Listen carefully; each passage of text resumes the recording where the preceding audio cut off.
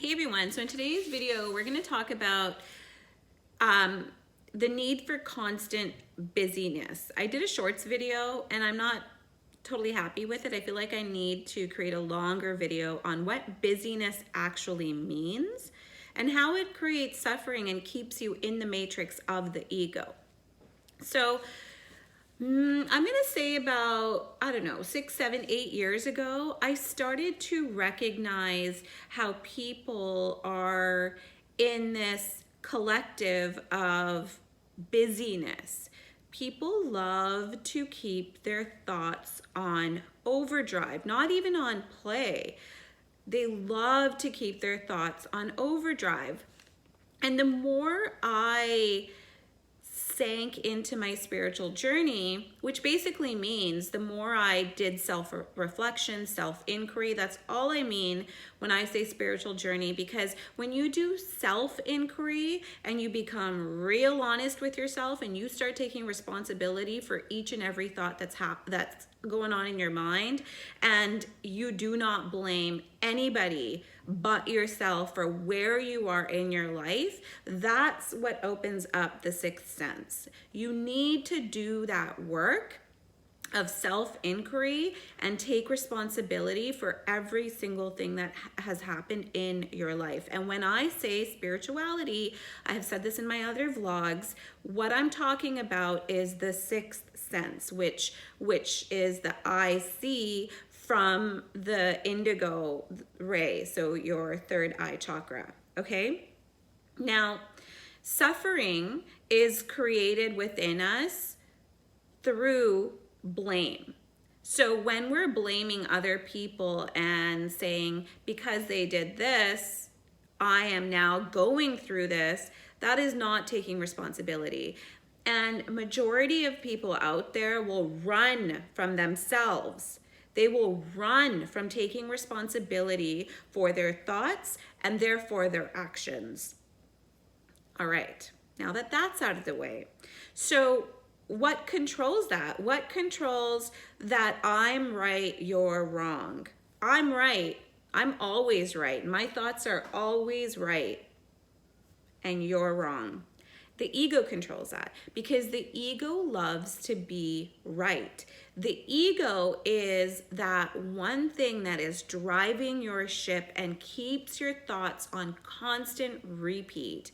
The ego, your thoughts, if you have not taken responsibility for them, will constantly keep you in the past. So you're going to keep regretting the past, and then your ego intentionally, the ego is designed to do this. Sorry.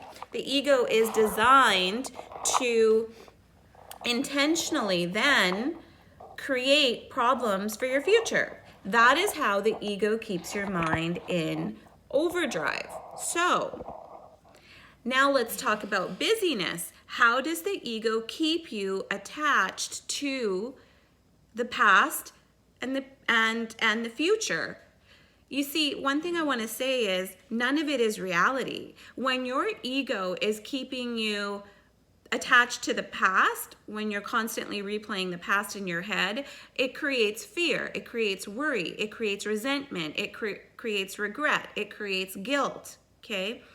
So when you even start thinking about the future, if you're already in that ugly matrix of the ego, then the future is going to be, there's going to be huge underpinnings, whether you know it or not, because it comes from the unconscious mind. There's going to be huge underpinnings of fear, of guilt, of regret. So whatever you are looking for in the future, the law of attraction you'll bring in mirrors. You will bring in, if you have enough intention, you will bring in whatever it is that you want with an underpinning of guilt, with the underpinning of chaos, basically, okay? So how is the ego going to keep you attached to the past and the future? Through your busyness. So many people, I don't think I have met one person that actually says, you know, I am in a state of meditation for most of my day. I love silence. I love meditation. No. Most people will say, I hate to be bored. I can't stand being bored. I like to be busy. And they're go, go, go. And people validate their self-worth through their busyness. I don't care if it's work, but whatever it is, that is how people validate their power. And remember, true power is spirit. True power is the soft inclinations that spirit gives to you. Spirit is never loud. Never loud. So when you sense your spirit, it's kind of like, I've said this before, falling in love. Like when you fall in love, truthfully, when you fall in love, you fall in love. Falling in love is very soft. It happens gradually. It's not loud and obnoxious and in your face. The ego is. So when you fall in lust, that is the ego. It's loud, it's obnoxious. You can't stop thinking of the other person. Your thoughts are on overdrive. You just want them to call you. It's like it's a mini obsession because you're wearing rose-colored glasses. That is your ego. That's force, you see. Power is spirit. Power is soft. Power always gains momentum like this. Whereas force, when you're wearing the rose-colored glasses, it explodes. It's gonna go for a little while like this, but eventually it loses any sort of energy that was put in there because it just goes so, it's like wars. Dr. Hawkins talks about this all the time. It's like war. It's through force, it's through greed. It goes like this, but it has to dwindle. Any sort of disease, pandemic goes like this, but then it has to dwindle. Whereas power, it's steady, it's slow, it's steady, it's slow, but it's always going up. It's always, that's spirit.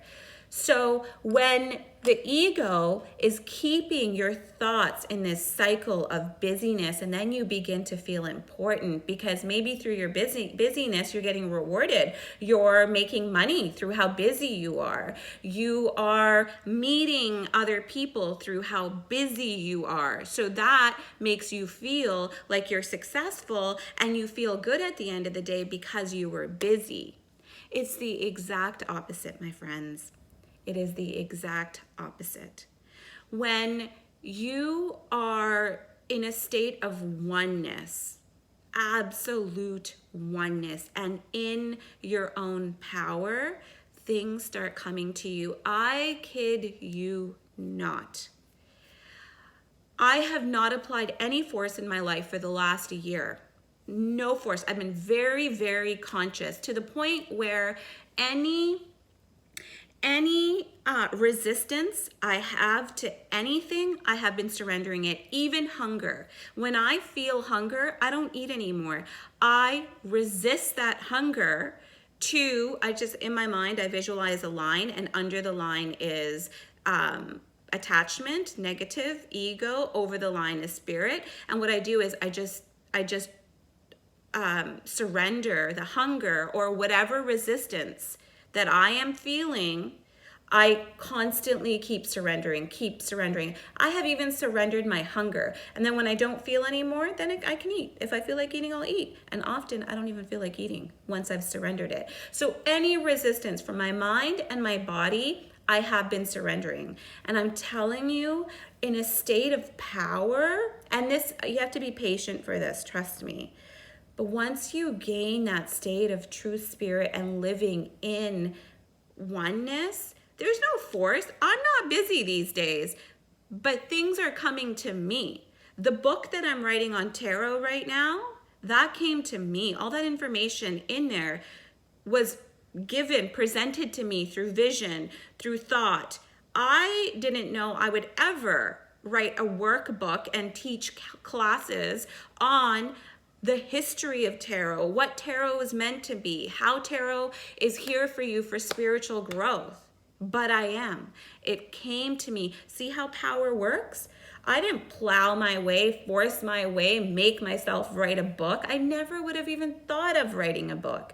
It came to me. That's the difference between power, allowing things to happen, things are happening through your vortex, your field, you're potentiating versus force. When you're plowing with that busy mind and your mind is controlling all your actions, you seem to think there seems to be this notion of, if I do something, I'm going to get something back. It's very service to self. That's what force is. And the difference of power is it's often service to others. Like this book is very much so service to others, because it will definitely help people on their spiritual path and their spiritual journey. Love you guys so much. I hope that kind of clarifies how busyness is the ego.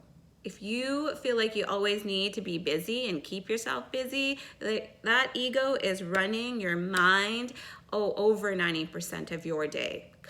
Totally. You can even check it out. See how busy your mind is. Stop and reflect and give it a number. The ego hates that, because when the ego gets caught, it loses power, and the ego hates that. Try it. Give it a number. Like, how busy is your mind? Are you in the past? Are you in the future? How often are you present throughout the day? Test yourself.